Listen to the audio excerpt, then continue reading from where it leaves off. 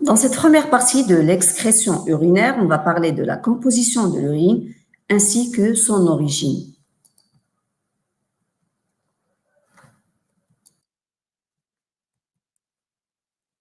Donc, on sait que l'utilisation des nutriments au cours de l'activité cellulaire, il va permettre à la cellule de produire de l'énergie. Et cette énergie, elle est essentielle pour la synthèse de nouvelles molécules, l'activité musculaire, ou bien ça va nous donner de la chaleur corporelle. Puis, la cellule, il va rejeter, il va dégager des déchets. Et ces déchets, ils vont être rejetés dans la lymphe interstitielle, puis ils vont passer vers le sang. Et ces déchets qui sont pour la plupart des produits toxiques et qui doivent être éliminés à travers notre corps. D'autre part, le corps, il contient de l'eau et des éléments minéraux. Et ces éléments, ils proviennent bien sûr de l'alimentation. Une partie de ces éléments, elle est utilisée par les cellules, mais tout excès devrait être éliminé.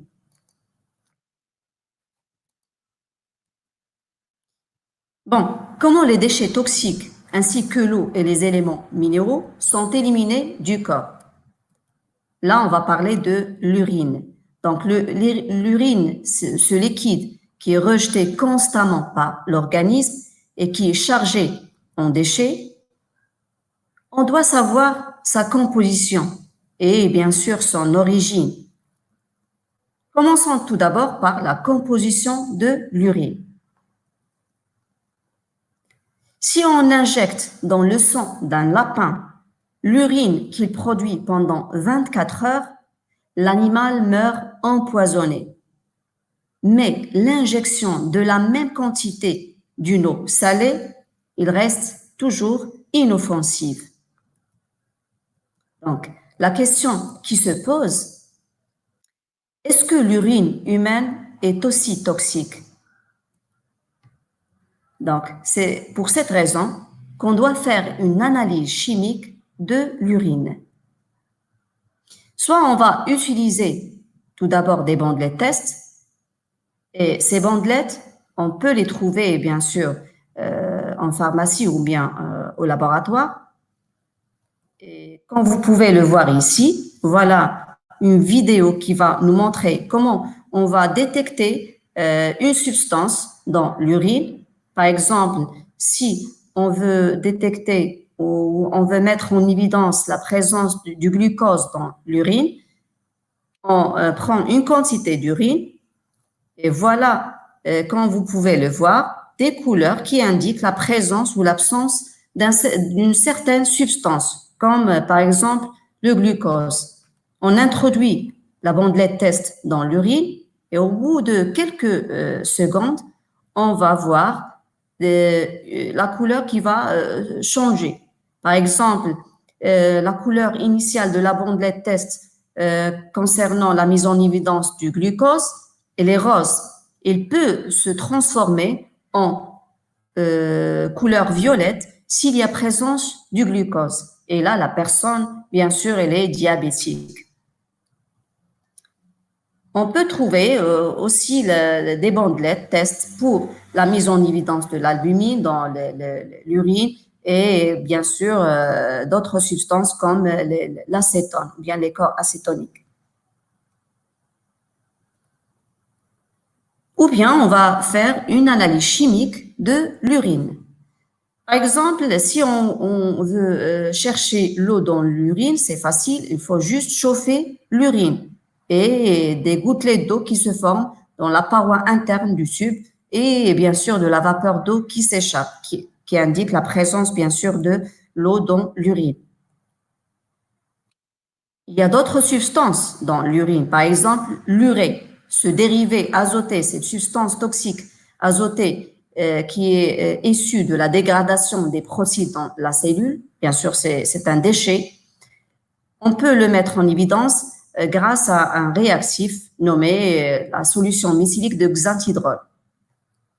Au bout de 4 heures, si on ajoute quelques gouttes de cette solution sur une quantité d'urine, au bout de 4 heures, un anneau blanc qui va se former à la surface du tube contenant de l'urine, qui va indiquer bien sûr la présence de cette substance toxique azotée.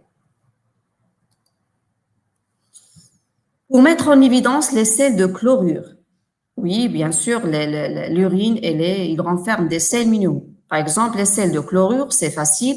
On va ajouter quelques gouttes de nitrate d'argent et un précipité blanc qui noircit à la lumière va indiquer la présence des sels de chlorure dans l'urine.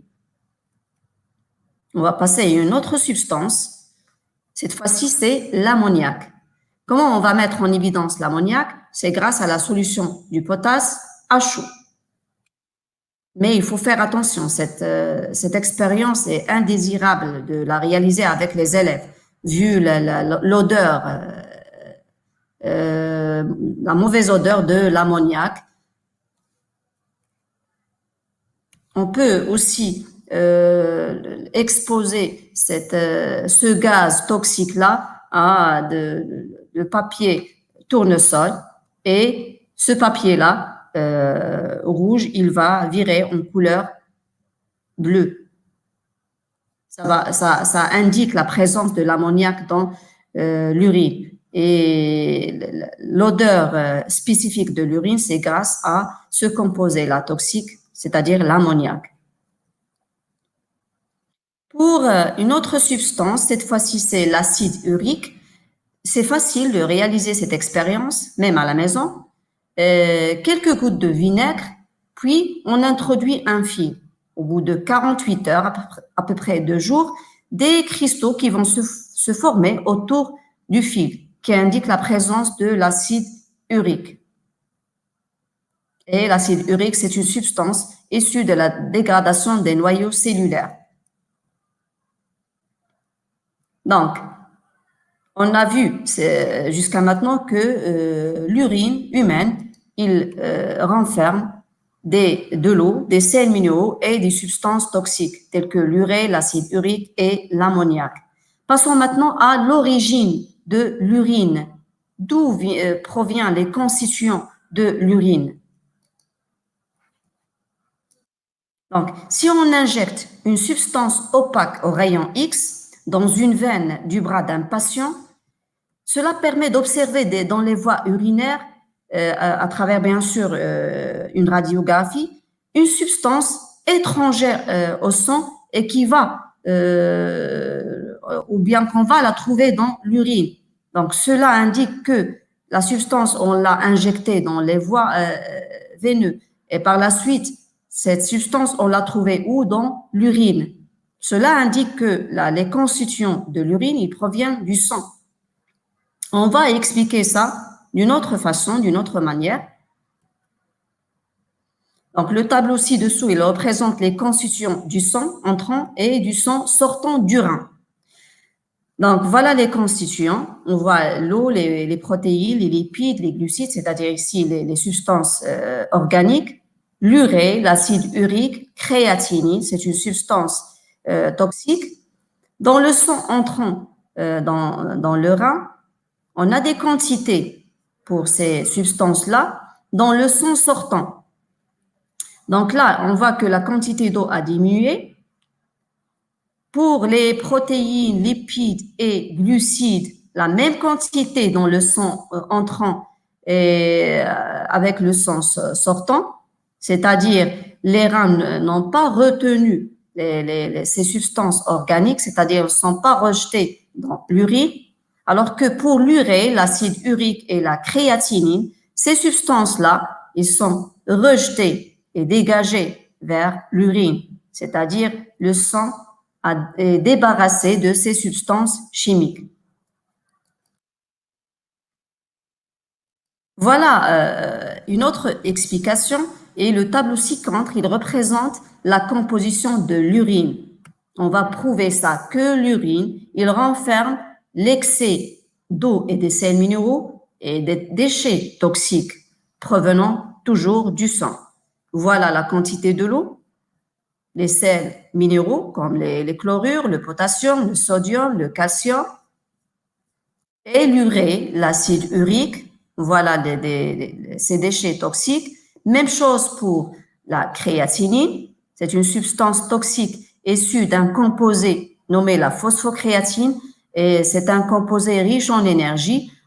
utilisable dans un laps de temps et cette phosphocréatinine, il va dégager de l'énergie et bien sûr des déchets et c'est la créatinine. C'est une substance qui va être rejetée dans l'urine. Pour le glucose, protéines et lipides, bien sûr, ces substances organiques ils sont retenues dans le sang.